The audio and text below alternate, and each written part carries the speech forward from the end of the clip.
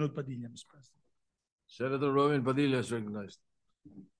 Maraming salamat po, Ginoong Pangulo, at sa ating pinunong mayorya. Una po sa lahat, gusto ko rin po magpasalamat sa mga senador na nagbigay po sa amin ng lakas loob upang ilapit po sa inyo itong usapin na ito. Alam niyo po, mga kasama, ang pagkakakilala ko po kay Tatay Digong, kaya po siya ay aking iniidolo. Ito pong taong ito ay matapang na tao. Nasa kanya po lahat ang katangian, parang isang katulad ko ay sumaludo. Pero dumadating po sa punto na ang isang tao ay tumatanda. Alam niyo po, kung ikukumpara ko yung pangungulungan ko dito sa Pilipinas, sa pangungulungan ng ating Tatay Digong, ay napakalayo po. Sapagkat ang kulungan po natin ay hindi po parehas ng kulungan sa ibang bansa. Si Digong po ay nakakulong sa napakaliit na kwarto. May oras po para siya ay lumabas. Halos buong araw siya po ay nasa loob ng kwarto na yan, na meron lang pong maliit na butas kung saan po inaabot ang kanyang pagkain. Napakahirap po dahil dito po sa atin, sa amin sa Muntinlupa, ang tawag po namin doon Bartolina. Yun po ang itsura ng kinalalagyan ni Tatay Digong. Siya po ay nasa Bartolina.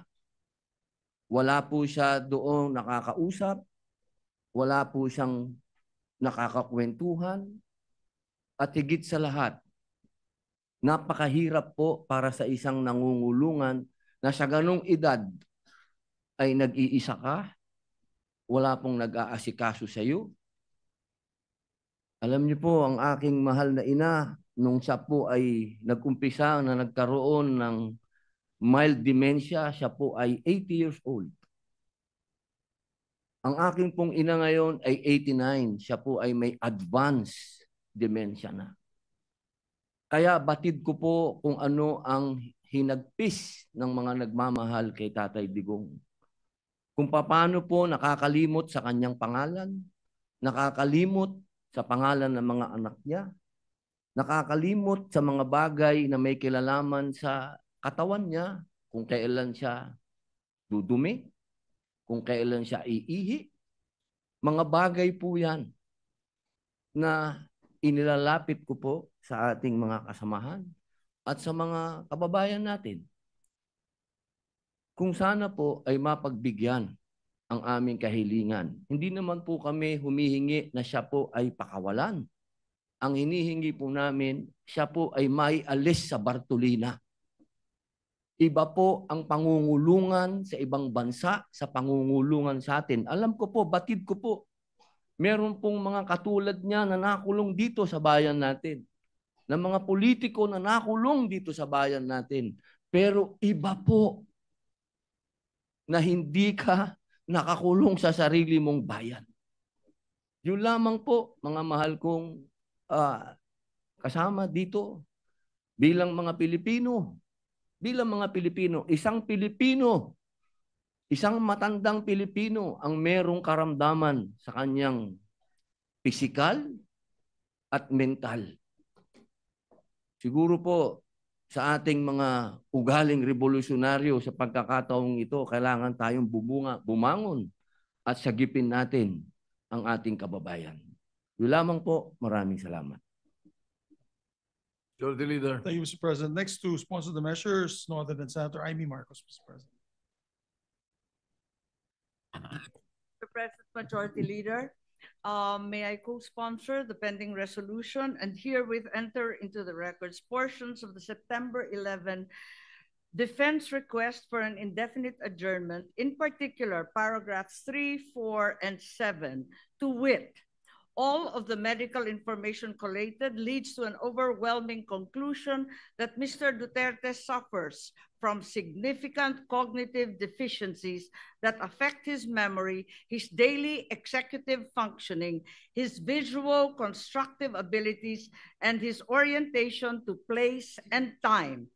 This is concluded simultaneously by a neuropsychologist instructed by the medical officer of the ICC Detention Center at the specific request of the registrar. And for this reason, the medical data presented to the pretrial chamber is neither partisan nor self-serving.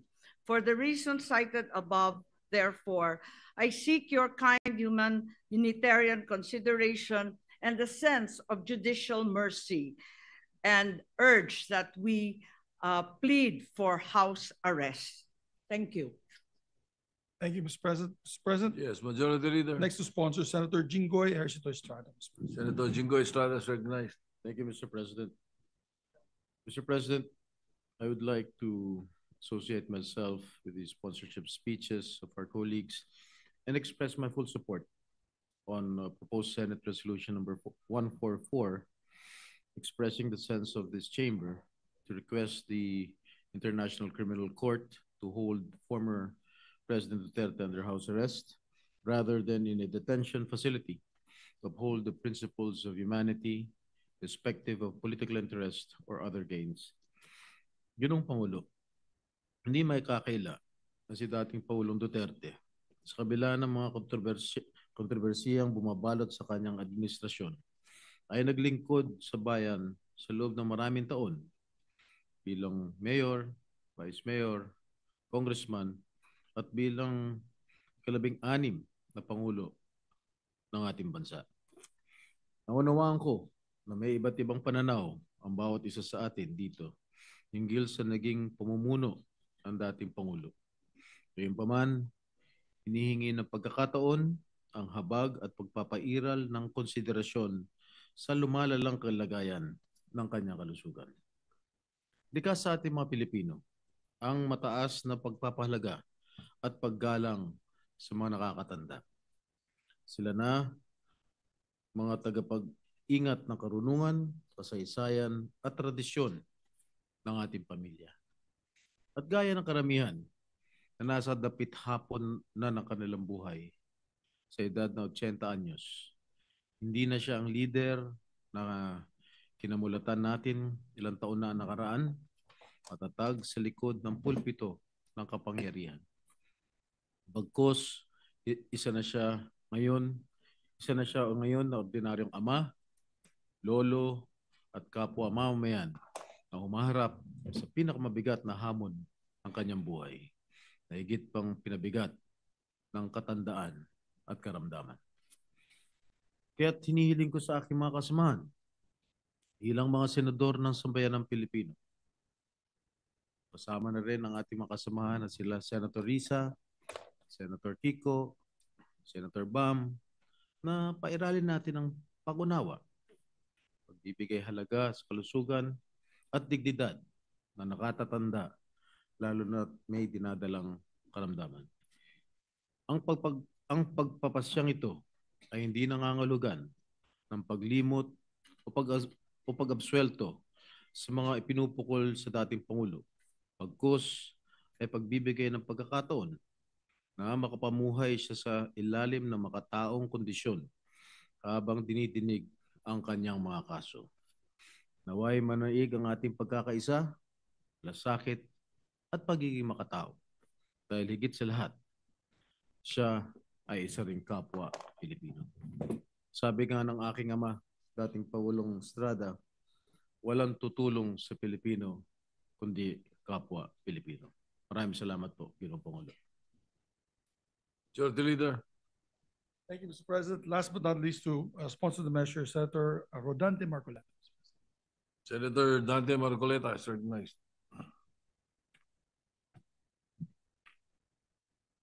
Mr. President, distinguished colleagues, I rise today to co-sponsor proposed resolution number 144, urging the International Criminal Court to hold former President Rodrigo Duterte under house arrest. Nais ko pong linawin na tayo ay hindi humihingi ng kalayaan mula sa proseso.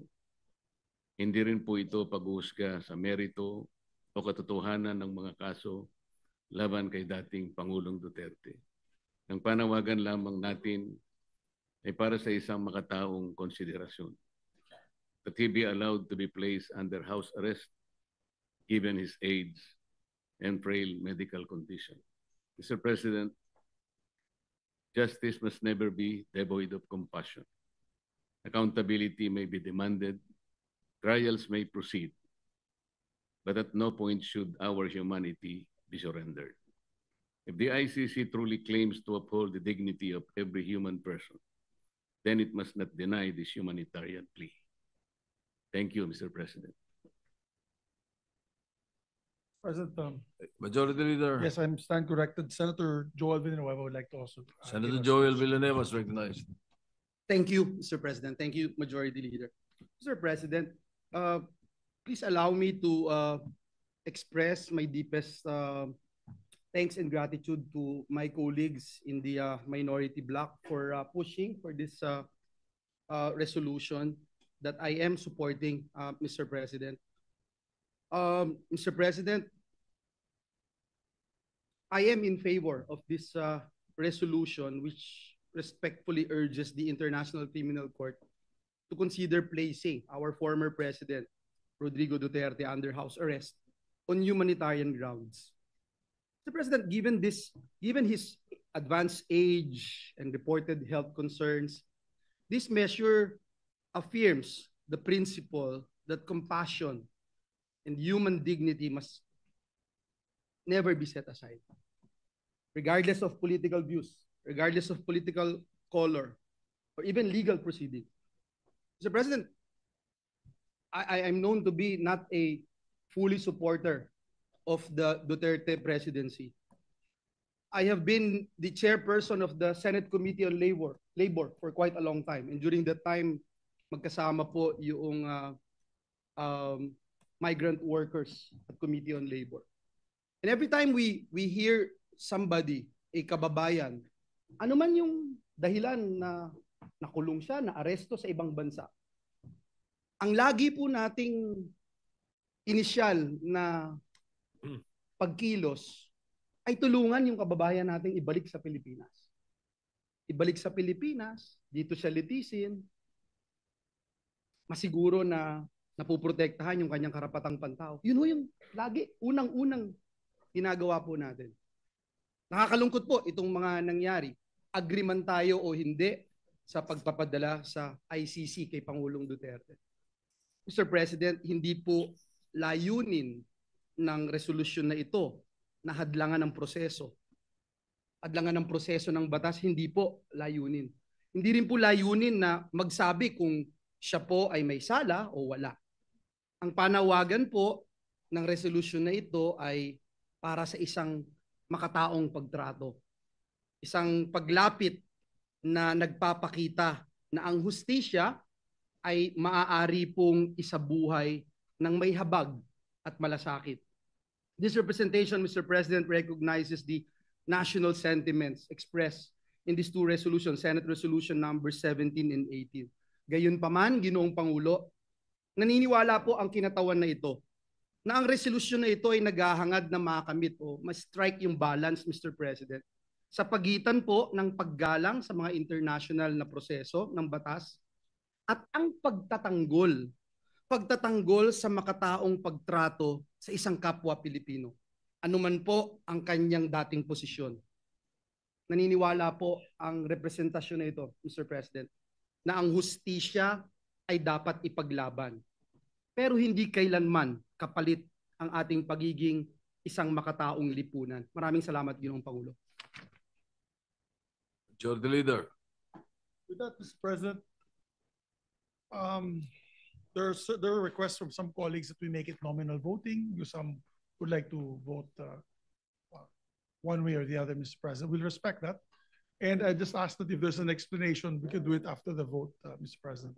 So I move that we, You are yes, seeking a nominal vote for the And the resolution. explanation of the votes would be Given after, Mr. President. after the voting? Yes, Mr. President. If they want, if they wish to. Well, what if we would want to explain our vote? You before? may, Mr. President. It's, of course, it was just an appeal, but you may. Usually, by tradition, we do it after, but if you want to do it while you vote, Mr. President, then we will, of course. Sometimes the accede vote to that the we make, President. because sometimes the vote that we make, the explanation is no longer listened to, Yes, Mr. you President. know? I understand. So that might be able to Yes, Mr. President. explain to the people, the public and the colleagues why you are voting for that particular or your choice or decision on this vote. Yes, Mr. President. So is there no period of interpolation? No more in period of amendments? No more, Mr. President. So this is the PS Resolution 144 which 144, you Mr. President. drafted Yes, and Mr. President. different from the other resolution, the original Yes, resolution Mr. filed? President. This is for me, this would have been the best compromise, where we're focusing only on the humanitarian issue at hand, Mr. President. All right. So move. So any objection? Hearing none, the secretary will conduct a roll call, nominal voting, roll call vote. Roll call vote. Senator Aquino.